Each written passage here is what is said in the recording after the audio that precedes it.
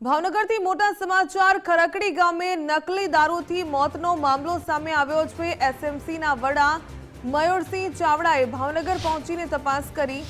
નકલી દારૂનું સેવન કર્યા બાદ 18 લોકોની તબિયત લથડી હતી। જામનગર અને સુરતમાં પણ ડુપ્લિકેટ દારૂ પહોંચ્યાની આશંકા। પોલીસ ભરતીમાં પાસ થયા બાદ પાર્ટીનું આયોજન કરવામાં આવ્યું હતું। મુખ્ય બુટલેગર ગૌતમ સોલંકીને પોલીસે ઝડપી પાડ્યો। दारू पीवाथी उपेन्द्रसिंह गोहिल नामना युवकનું મોત નિપજ્યું છે। ભાવનગરમાં નકલી દારૂ પીવાથી વધુ 2ના મોત નિપજ્યા। સારવાર દરમિયાન વધુ 2 વ્યક્તિના મોત થયા હોવાનું સામે આવી રહ્યું છે। કાર્તિક મકવાણા અને નરેન્દ્રસિંહ યાદવનું મોત નિપજ્યું। ગત રોજ ઉપેન્દ્રસિંહ ગોહિલ નામના યુવકનું મોત થયું હતું। ડુપ્લિકેટ દારૂ પીવાથી 20 લોકોની તબિયત લથડી હતી। 10 લોકો સરકારી હોસ્પિટલમાં સારવાર લઈ રહ્યા છે। અન્ય લોકો ખાનગી હોસ્પિટલમાં સારવાર હેઠળ। ભાવનગર કલેક્ટરે હાલ તો સરકારી હોસ્પિટલની મુલાકાત લીધી છે। પોલીસ ભરતીમાં પાસ થતા દારૂ પાર્ટી યોજી હતી। ભાવનગર, જામનગર, સુરતમાં પણ ડુપ્લિકેટ દારૂ પહોંચ્યો। ન્યૂઝરૂમથી જોડાયા છે એસોસિએટ એડિટર ધર્મેશ વૈદ્ય। ધર્મેશજી, ડુપ્લિકેટ દારૂનો મામલો સામે આવ્યો છે ભાવનગરથી। જે પોલીસની પરીક્ષામાં પાસ થયા છે તે જ ઉમેદવારો છે, તેમણે ક્યાંક દારૂ પીધો અને 3 વ્યક્તિઓના મોત નિપજ્યા હોવાનું અત્યાર સુધી સામે આવ્યું છે। ગુજરાતમાં દારૂબંધી છે, પરંતુ ડુપ્લિકેટ દારૂ એ પણ સામે આવે ને મોત નિપજે, ખરેખર આ ચોંકાવનારી બાબત કહી શકાય।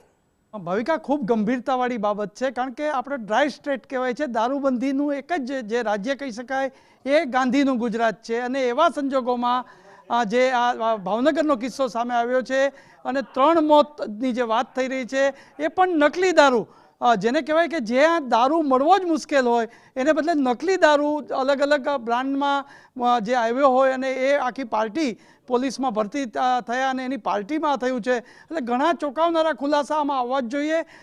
રાજ્ય સરકારના ગૃહ વિભાગે તાત્કાલિક એસએમસીને અધિકારીઓને ત્યાં મોકલ્યા છે, પરંતુ સૌથી મહત્ત્વની વાત એ છે કે જો આ આંતરરાજ્ય કોઈ કૌભાંડ હોય તો આ બહુ મોટું ચોંકાવનારું હશે કે જે ભાવનગરમાં દારૂ હશે એ જામનગરમાં પણ હશે અને સુરતમાં પણ હશે, અને આની કડી પણ ખુશ મેળવવી પડે।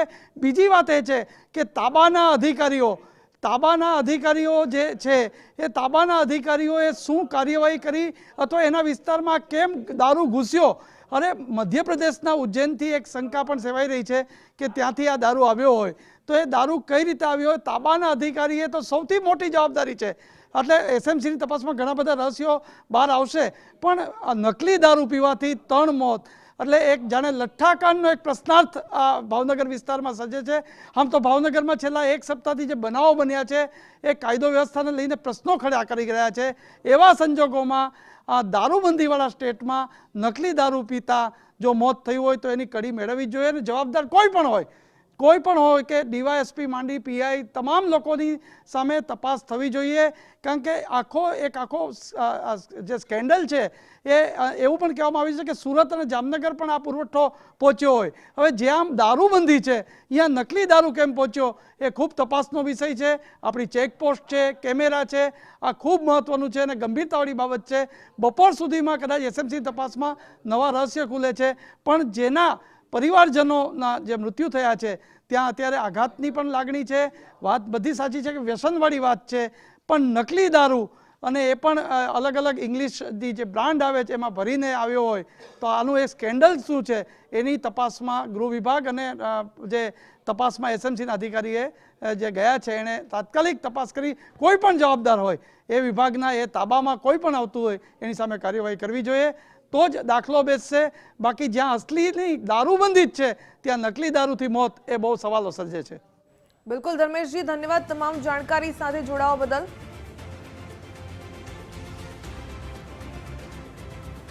ભાવનગરથી સંવાદદાતા કૃણાલ બાલડ પણ જોડાઈ ચૂક્યા છે। કૃણાલ, જે પ્રકારે સમગ્ર મામલો સામે આવ્યો છે, ડુપ્લિકેટ દારૂનો આ મામલો છે, દારૂ ક્યાંથી આવ્યો હતો, કોણે પહોંચાડ્યો હતો, ને જે 3 વ્યક્તિઓના મોત અત્યાર સુધી થઈ ચૂક્યા છે, કેટલાક લોકોની હાલત ગંભીર છે, એ લોકોની સ્થિતિ કેવી છે હોસ્પિટલમાં, સત્તાવાર નિવેદન કોઈ સામે આવ્યું છે કે કેમ? બિલકુલ ભાવિકા, જો વાત કરીએ તો જે પ્રમાણે જે ડુપ્લિકેટ દારૂના કારણે 3 જે લોકો છે તેના મોત નીપજી ચૂક્યા છે. પરિવારજન છે આપણી સાથે, એમની સાથે સીધો સંવાદ કરશું. રઘુવીરસિંહ જોડાયા છે આપણી સાથે. રઘુવીરભાઈ, શું કહેશો? જે પ્રમાણે કનકસિંહનું પણ મોત થયું છે, કઈ રીતના જોવો છો અને શું કહેશો?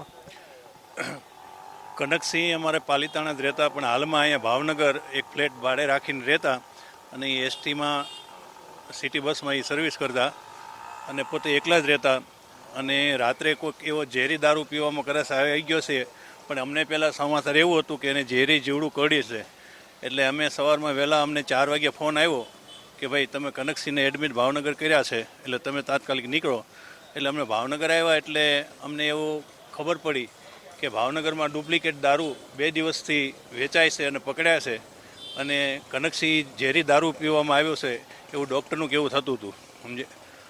અને અહીંયા ભાવનગર સરટી હોસ્પિટલમાં આવ્યા પછી એવો ખ્યાલ આવ્યો અમને કે આ ડુપ્લિકેટ દારૂ લગભગ 24 થી 25 જણાને અસર કર્યો છે અને જુદી જુદી ઓલા હોસ્પિટલમાં કદાચ એડમિટ છે. રઘુવીરભાઈ, કનકસિંહના પરિવારમાં કોણ કોણ છે અને શું સ્થિતિ છે પરિવારની? કનકસિંહના પરિવારમાં એમના બાપુજી એક જ છે અને એ પાલિતાણા રહે છે, રિટાયર્ડ આર્મી મેન છે. અને કનકસિંહભાઈ એમનો એક જ દીકરો છે અને એ ભાવનગર અહીંયા એસટીમાં રહેતો. 2-3 દિવસે પાછો પાલિતાણા આવે અને અહીં પોતે એકલો જ રહેતો. ચોક્કસથી અન્ય જે પરિવારજન છે એમની સાથે પણ વાત કરશું. શું કહેશો તમે? જે પ્રમાણે તમારા મામાના દીકરા છે તેનું મોત નીપજ્યું છે, શું કહેશો? ખાસ કરી અને જે કાંઈ 2 દિવસથી જે આ લઠ્ઠાકાંડ જેવી પરિસ્થિતિ છે, જે ડુપ્લિકેટ દારૂ વેચાય છે, એના લીધે આ એક વધારે ભોગ અમારા કુટુંબીજનો બન્યા છે. રોયલ સ્ટેગ દારૂ રાત્રે અમને સેવન કરેલું અને વહેલી સવારે 4 વાગે એમને શ્વાસને લેવામાં તકલીફ પડી.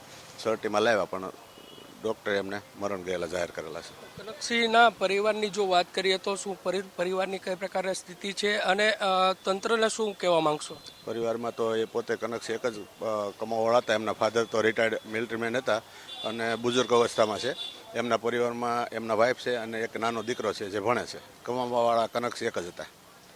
હાલ જે પ્રમાણે જે તપાસ ચાલી રહી છે, ડુપ્લિકેટ દારૂનું સેવન તમે કીધું કર્યું હતું અને એક્સપાયર થઈ ગયા, તંત્રને શું અપીલ કરશો? તંત્રને ખાસ તો એ જ અપીલ છે કે આવી કોઈ પણ ઘટના બને એ પહેલાં રોકવી જોઈએ. જ્યારે આવું 2-3, 4 મોત થઈ જાય, કેટલા અત્યારે અમે સિવિલ હોસ્પિટલમાં ઊભા છીએ, કેટલાય લોકો એ રીતે દાખલ છે અને પછી તંત્ર હરકતમાં આવે એનો કોઈ અર્થ નથી. ભાવનગર પોલીસ સામે પણ ખરેખર સવાલો જો ઉઠી રહ્યા, કેમ કે આ પ્રકારનું જો દારૂનું સેવન થતું હોય તો એને લઈને શું કહેશો? ખાસ કરીને મારી તો એ તંત્રને અપીલ છે કે હવે કોઈ પણ રોકવું જોઈએ. અને નહીંતર હું તો એમ કહું તંત્રને, જો આવી રીતે તંત્રને હપ્તા લઈને તેવી રીતે દારૂનો એક ડુપ્લિકેટ દારૂ વેચવાની પરવાનગી આપતી હોય તો પછી એ કરતાં તો પછી મારા ખ્યાલથી છૂટી આપી દેવી જોઈએ દારૂની.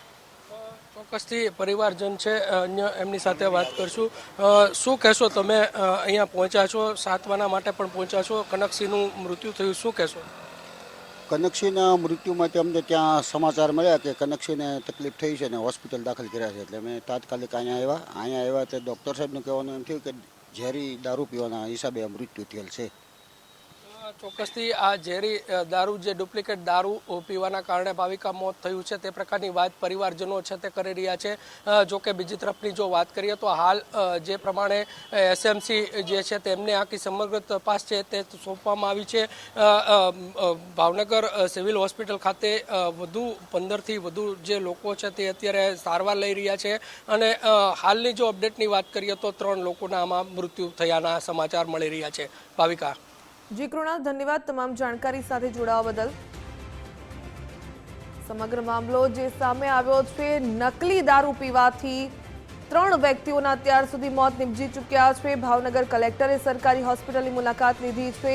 પોલીસ ભરતીમાં પાસ થતા દારૂ પાર્ટી યોજી હતી અને આ દારૂ પાર્ટી યોજ્યા બાદ 3 વ્યક્તિઓના મોત નીપજ્યા છે. સૌથી મોટો સવાલ કે ભાવનગર, જામનગર અને સુરતમાં આ ડુપ્લિકેટ દારૂ કેવી રીતે પહોંચ્યો? ગુજરાતમાં દારૂબંધી છે અને તેમાં પણ સૌથી ગંભીર બાબત કે નકલી દારૂ આ રીતે સપ્લાય કરવામાં આવ્યો, કેવી રીતે ગુજરાતની બોર્ડરથી અંદર ઘૂસ્યો, એ તમામ બાબતો એક તપાસનો વિષય બને છે. પરંતુ અત્યારે જે સમગ્ર મામલો સામે આવ્યો છે, મુખ્ય બુટલેગર ગૌતમ સોલંકીને પોલીસે ઝડપી પાડ્યો છે.